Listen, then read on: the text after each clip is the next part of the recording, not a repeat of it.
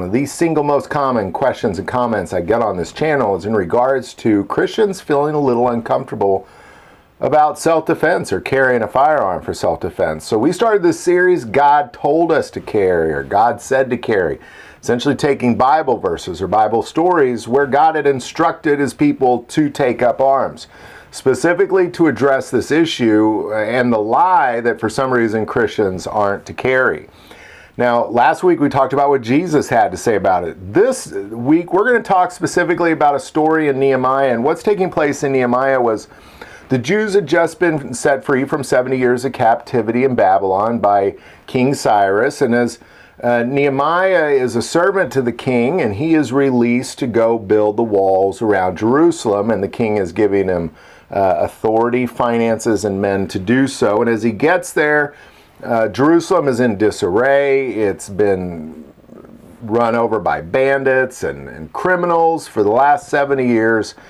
And Nehemiah and all the Israelites around Jerusalem have decided to come together and build the wall. And of course, adversaries are trying to stop them. And we're just going to pick it up right there in Nehemiah 4, starting in verse 9. Nevertheless, we made our prayer to our God, and because of them we set a watch against them day and night.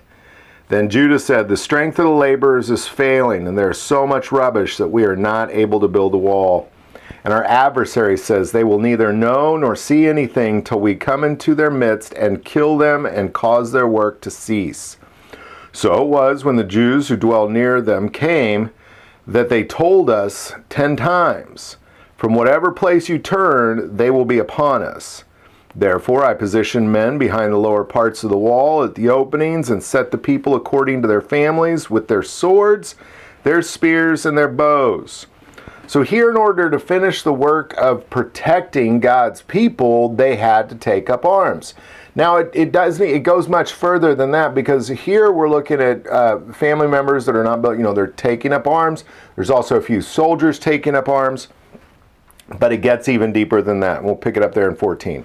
And I looked and arose and said to the nobles, to the leaders, and to the rest of the people, do not be afraid of them. Remember the Lord great and awesome, and fight for your brethren, your sons, your daughters, your wives, and your houses.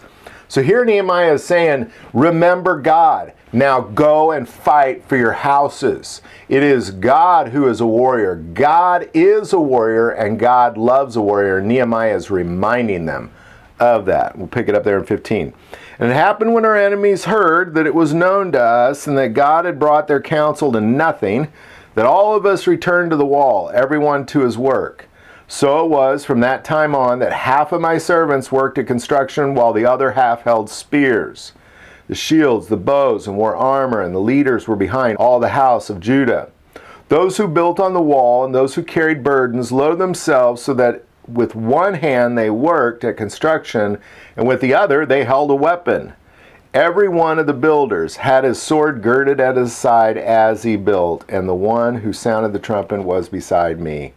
So here, in order to achieve it, they had to not only arm themselves and position themselves in a battle type of way, but even the workers, the people building the walls, had to have a concealed carry weapon. They had to have a carry weapon on them.